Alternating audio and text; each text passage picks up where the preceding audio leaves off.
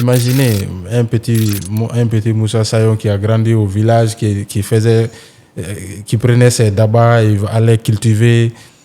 Imaginez ce petit-là qui vient en ville, qui va aller côtoyer peut-être les premiers ministres, qui va aller côtoyer les ministres, qui va aller côtoyer les présidents. Qu'est-ce qui fait que vous continuez à faire ce métier de journaliste? Ah oui. J'espère que tu me donneras quelques minutes. Ce qui me motive, moi, à exercer ce métier, c'est vraiment la passion. Il faut le dire, hein, ce métier de journaliste ne paye pas.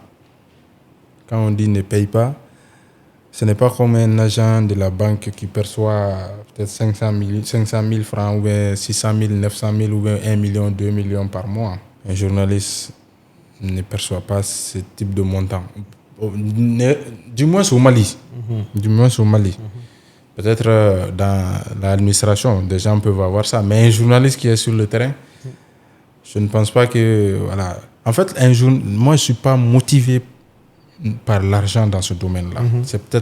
C'est la passion qui me retient dans ce métier et qui fait que je supporte presque tout dans ce métier-là. Sans la passion, aujourd'hui, allez trouver que moi, Moussa Sayon Camara, je suis dans d'autres domaines. Ça m'arrive souvent de vouloir migrer, hein, de vouloir quitter carrément le domaine de la presse pour aller ailleurs. Mais cette fibre qui est là, cette passion qui est là, de vouloir toujours rendre un service public de façon libérale aux gens, me retient dans ce métier-là. Parce que c'est un métier qui est tellement passionnant, qui est tellement libre, qui vous ouvre tellement de portes. Imaginez un petit Moussa Sayon qui a grandi au village, qui prenait ses dabas et allait cultiver.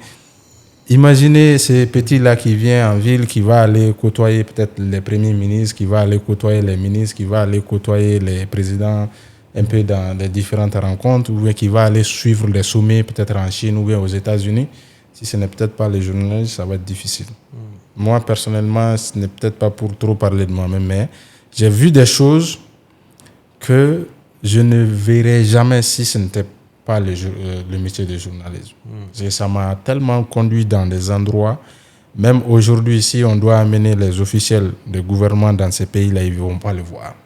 Par exemple, ça m'a conduit en Chine, où on m'a montré presque tout ce que les Chinois font. Ça m'a amené en Inde, qui m'a permis aussi de voir beaucoup de choses en Inde, des industries qui fonctionnent, des technologies qui évoluent. Ça m'a amené aussi aux États-Unis pour voir un peu comment les Américains aussi ont bâti leur pays, pour apprendre aussi des nouvelles méthodes, voir un peu comment ils vivent. Et j'ai fait tous ces voyages-là sans payer un franc. Sans payer un franc. Quand je dis sans payer un franc, c'est des programmes généralement qui nous amènent, qui nous permettent d'apprendre, qui nous permettent de voir certaines choses. Si moi, personnellement, je devais partir dans ces pays-là, je ne pense pas qu'à mon âge, j'allais pouvoir visiter tous ces pays-là. Donc, vraiment, c'est un métier passionnant qui vous ouvre des portes, mais il y a des obstacles, il y a des défis qu'il faut accepter de relever.